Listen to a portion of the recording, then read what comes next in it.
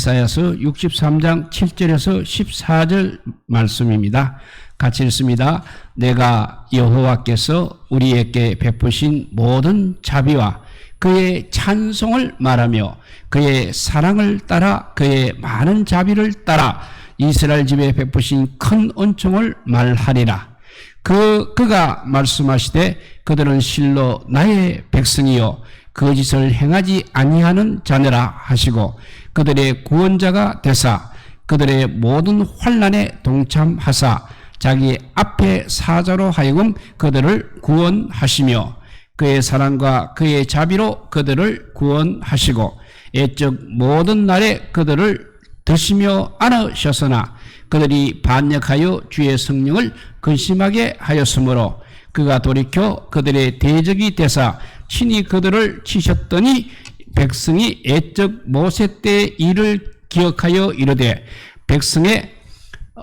백성과 양 떼의 목자를 바다에서 올라오게 하시니가 이제 어디 계시냐? 그들 가운데 성령을 두시니가 이제 어디 계시냐? 그의 영광의 팔이 모세의 오른손을 이끄시며 그의 이름을 영원하게 하려 하사 그들 앞에서 물을 갈라지게 하시고 그들을 기쁨으로 인도하시되 광야에 있는 말같이 넘어지지 않게 하시니가 이제 어디 계시냐? 여호와의 영이 그들을 골짜기로 내려가는 가축까지 편히 쉬게 하셨도다. 주께서 이와 같이 주의 백성을 인도하사 이름을 영화롭게 하셨나이다 하였느니라. 아멘. 예, 오늘 본문은 이스라엘 백성들이 부른 일종의 예배 찬송이라고 할 수 있습니다. 그 내용과 형식이 시편과 매우 비슷합니다. 이 노래가 불리기 시작한 때는 예루살렘이 바벨론에서 함락당한 해가 방하고 약간 지났을 때입니다. 민족적으로 정말 어두운 시절이었습니다. 이 시기에 많은 문서들이 기록되기도 했습니다. 그런 문서들이 구약에 모두 포함이 되어 있습니다. 사람은 원래 고통의 시절에 근본적인 것을 질문하게 되는 것입니다. 당시 이스라엘 사람들의 가장 궁극적인 질문은 다음과 같은 것들이었습니다. 하나님의 백성인 이스라엘이 왜 파멸을 되었습니까? 왜 파멸이 되었습니까? 하나님은 과연 무능한 존재이십니까? 이스라엘 백성들이 원래 하나님의 백성이 아니었던 것 아닙니까? 이 고통이 우리에게 언제까지 계속될 것입니까? 이런 질문은 지금도 마찬가지로 하고 있는 질문입니다. 하나님을 믿는 사람에게도 역시 큰 불행은 닥치게 되어 있는 것입니다. 사업에 실패하기도 합니다. 신뢰를 당하기도 하는 것이고 또 큰 병에 걸리기도 하는 것입니다. 하나님께서 함께 하신다는 사실을 도저히 확인하기 어려운 상황 앞에 믿는 사람들도 내동이 치어지기도 한다는 것입니다. 오늘 본문은 그런 민족적인 구렁텅이 앞에서 부른 찬송이라 할 수 있겠습니다. 그래서 성경학자들은 이를 탄식시라고 그렇게 분류를 하고 있습니다. 이사야는 고난의 시절에 역설적으로 하나님의 자비를 말하고 있습니다. 그 말씀이 오늘 7절 말씀입니다. 내가 여호와께서 우리에게 베푸신 모든 자비와 그의 찬송을 말하며 그의 사랑을 따라 그의 많은 자비를 따라 이스라엘 집에 베푸신 큰 은총을 말하리라 했습니다. 지금 유대 민족이 이제 완전히 역사에서 사라지느냐 아니냐는 그런 크나큰 위기 상황에서 여호와의 자비, 여호와의 은총, 여호와의 사랑을 거론한다는 것은 이것이 아무리 문학적인 수사가 곁들여진 시라고 하더라도 매우 한가해 보이는 것입니다. 이것이 바로 유대인들의 영적 능력이기도 한 것입니다. 고난이 심할수록 그들은 하나님의 은총을 더 절실하게 노래했다는 것입니다. 이런 대목에서 우리는 그들의 그 유대민족의 영성이 타의 추정을 불허할 정도로 뛰어나다는 사실을 확인할 수 있는 것입니다. 그렇습니다. 유대인들은 어떤 상황 속에서도 끊임없이 하나님의 은총에 매달렸다는 것입니다. 그럭저럭 그런 저력으로 지난 수천 년 동안 계속해서 고난의 역사를 버텨낼 수 있었던 것입니다. 하나님의 은총에 대해서 이제 8절부터 구체적으로 설명을 하고 있습니다. 하나님은 이스라엘을 나의 백성이라고 인정을 하셨습니다. 그러니까 거짓을 행하지 않는 자녀라고 말씀하셨다는 것입니다. 하나님께서 또 이스라엘을 선택하셨다는 뜻이 되기도 한 것입니다. 이것은 이스라엘 사람들에게 정말 결정적으로 중요한 사건이었습니다. 이 하나님의 선택은 아브라함을 부르시는 사건으로부터 시작을 하게 됩니다. 그래서 이스라엘 전체 역사에서 반복된 하나님의 주도적인 행위라 할 수 있겠습니다.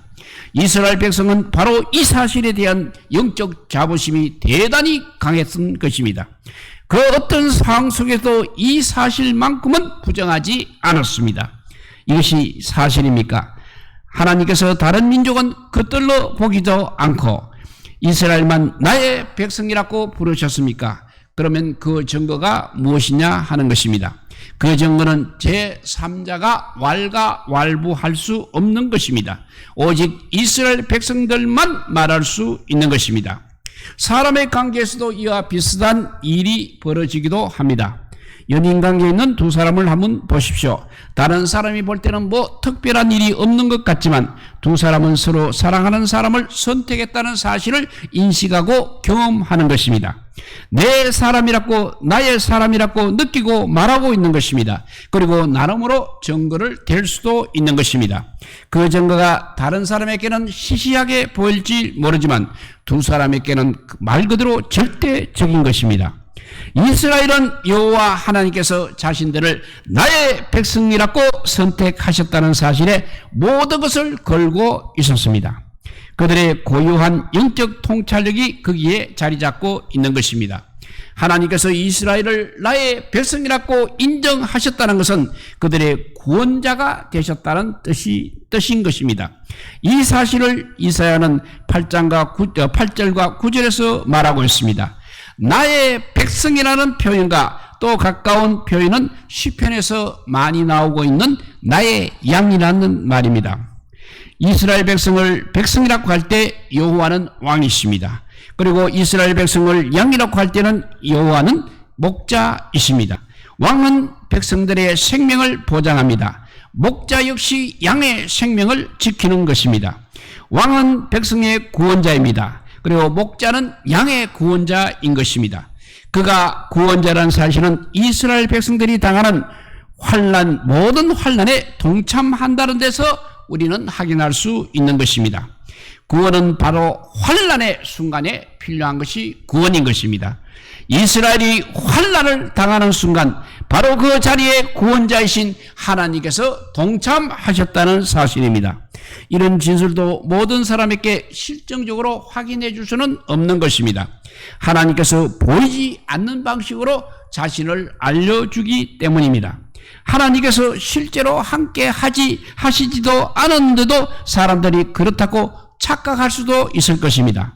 여기에도 역시 이스라엘 백성들의 고유한 영적 통찰력이 작용하는 것입니다. 마치 일반 사람들이 아무것도 느끼지 못한 그런 장면에서도 시인은 특별한 시적 감수성을 경험하는 것과 비슷한 것입니다.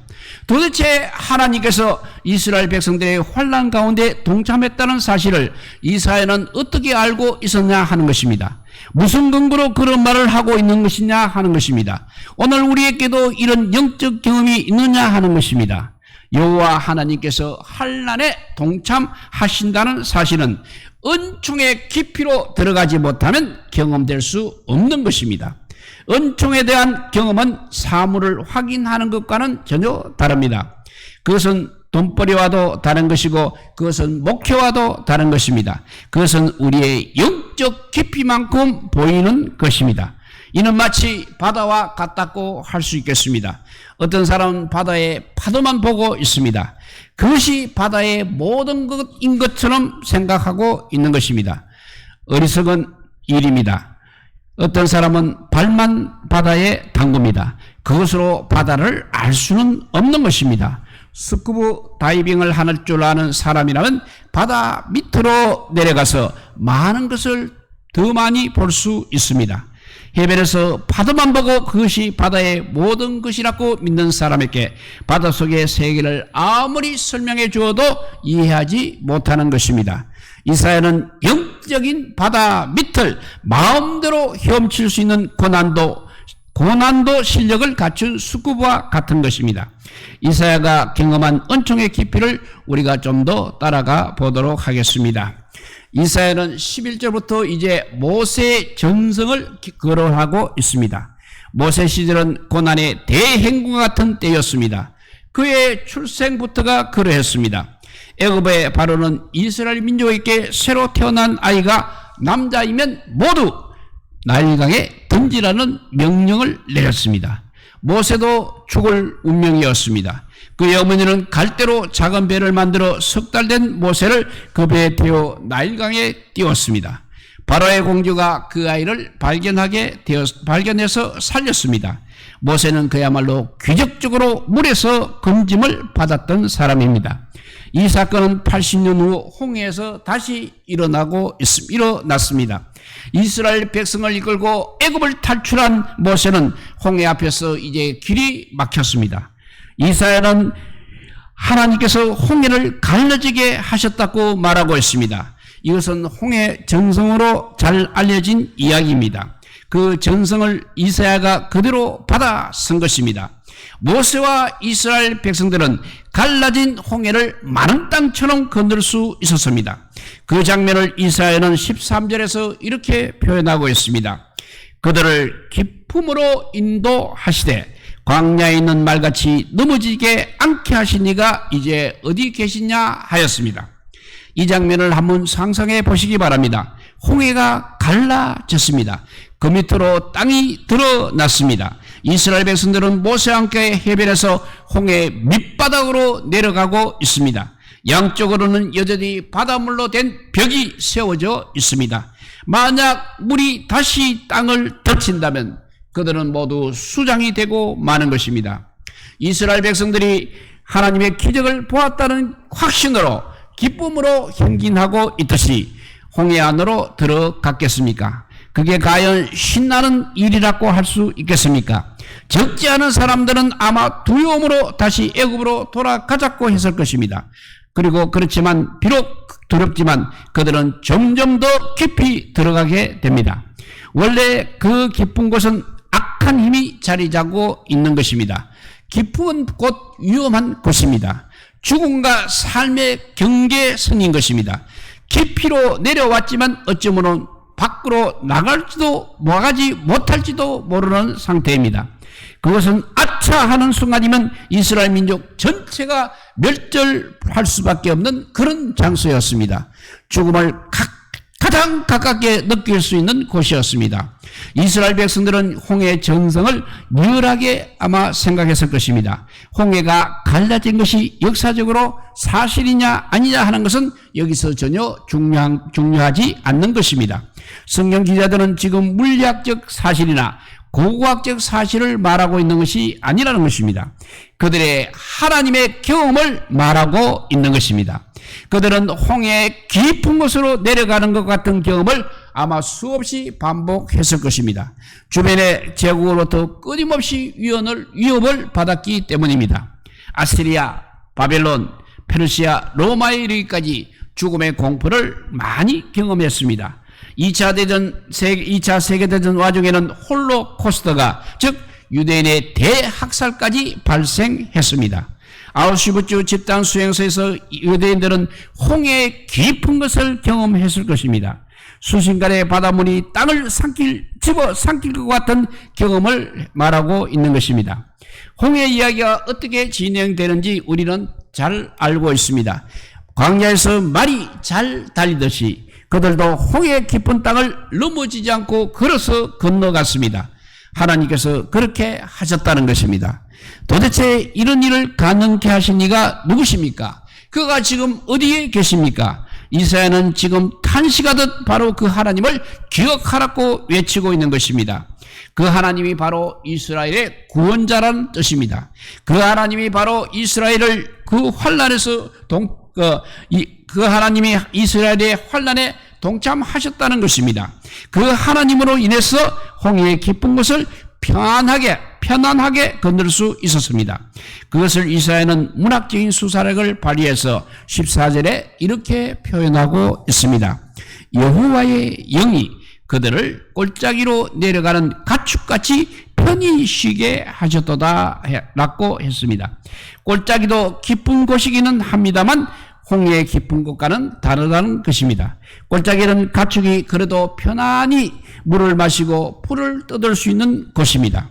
여호와 하나님을 위해서 이스라엘 백성들이 마치 골짜기로 내려가고 있는 가축처럼 홍해의 깊은 곳으로 내려갈 수 있었다는 것입니다. 이사야는 지금 홍해의 깊은 곳에서 이제 골짜기의 평화를 내다보고 있는 것입니다. 죽음의 공포가 가득한 그 깊은 곳에서 이제 생명의 평화를 내다보고 있는 것입니다. 인간의 눈에 더 이상 희망이 없는 상황에서 오히려 하나님의 은총을 발견하고 있는 것입니다. 이것이 말이 됩니까? 혹시 망상이 아니겠습니까? 그것을 현실로 살아가는 태도가 바로 성령이 말한 하나님을 향한 신앙이라는 것입니다. 모든 이들에게 이런 신앙의 눈이 열리지는 않을 것입니다. 왜냐하면 우리는 은총을 깊이로 경험하지 못하고 그냥 표피적인 것으로만 접근하고 있기 때문입니다. 인생살이가 잘 풀리는 것에만 하나님의 은총을 맛보려고 하기 때문인 것입니다. 우리들의 인생이 그렇게 잘 풀리면 그렇게 살아도 좋습니다. 언젠가는 홍해의 깊은 곳으로 들어갈 날이 올 것입니다. 모든 희망이 끊기는 것 같은 순간이 올 것입니다. 아무리 인생이 잘 풀려도 결국 죽는 날은 우리에게 오는 것입니다. 우리들이 홍해의 깊은 곳으로 내려가는 순간이 바로 죽는 날입니다. 평소에 그런 깊은 것을 외면한 채 재미있게 인생만 생각했다면 죽음은 말 그대로 절망으로 다가올 것입니다.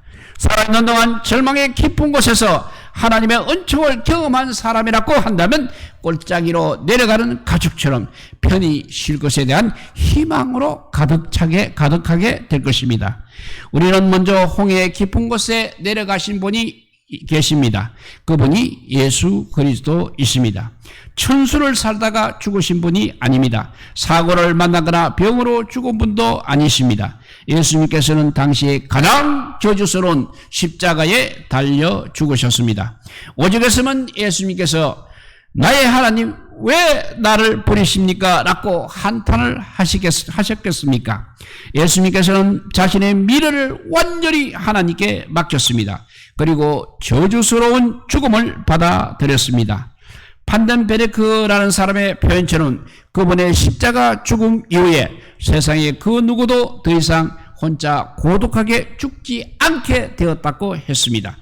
그러니까 죽음이 두렵지 않다는 것을 그것은 죽음이 두렵지 않다는 것이 아니고 그것이 고통스럽지 않다는 것이 아니고 우리 주님과 함께 부활의 주님과 함께 한다는 그런 뜻이 되겠습니다.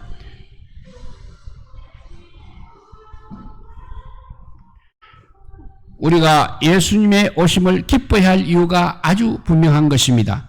오늘 이사야에게서 전해드린 은총의 놀라운 깊이를 예수님께서 직접 우리가 경험할 수 있기 때문입니다. 이제 홍해 깊은 것을 두려워하지 마시기 바랍니다.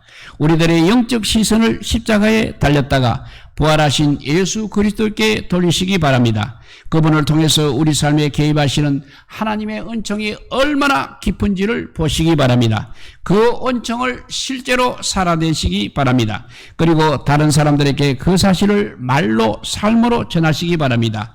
우리를 살리는 하나님의 은총은 죽음보다 깊다는 것을 많은 사람들께 알리며 그런 은총을 받아 누리시는 우리 모두가 되시기를 우리 주님의 이름으로 축복드립니다. 기도하겠습니다. 사랑의 하나님 감사합니다. 정말 고난 가운데서 우리에게 은총을 주시는 그 하나님을 바라볼 수 있는 영안이 떠있게 하여 주시옵소서. 그냥 고통스럽다고 모든 것을 팽개치고 포기하는 것이 아니라 그럴 때일수록 주님 앞에 무릎을 꿇으면서 그 은총의 깊이를 아버지여 경험하는 우리 모두가 되게 하여 주시옵소서. 그래서 십자가에 돌아가신 우리 예수 그리스도의 그 고난을 우리가 함께하는 저희들 되게 하여 주시고, 그래서 부활의 주님을 바라볼 수 있는 저희들 되게 하여 주시옵소서. 하늘 영광을 향해서 이 땅에 아버지여 살아가는 동안 겪는 모든 고난을 기쁘게 받아들일 수 있는 저희들 되게 하여 주시옵소서. 그래서 고난 가운데서도 더 아버지여 영혼의 깊이를 깨닫게 하여 주시고 하나님의 은총의 깊이를 깨닫게 하여 주시옵소서. 그래서 우리의 신앙이 무르익어가게 하여 주시옵소서. 이 땅이 아무리 우리를 못 살게 군다 할지라도 우리는 하나님의 그 은총을 생각할 때 기쁜 마음으로 늘 견뎌낼 수 있는 저희들 되게 하여 주시고, 하나님께 엎드려 기도함으로써 하나님의 사람으로 자꾸 변화되게 하여 주셔서 이 땅에서 예수 그리스도께서 겪으신 그 고난보다도 더 깊은 고난이 온다 할지라도 얼마든지 이겨낼 수 있는 우리 모두가 되게 하여 주시기를 간절히 빌고 원하올 때 우리 구주 예수 그리스도 이름으로 기도드리옵나이다. 아멘.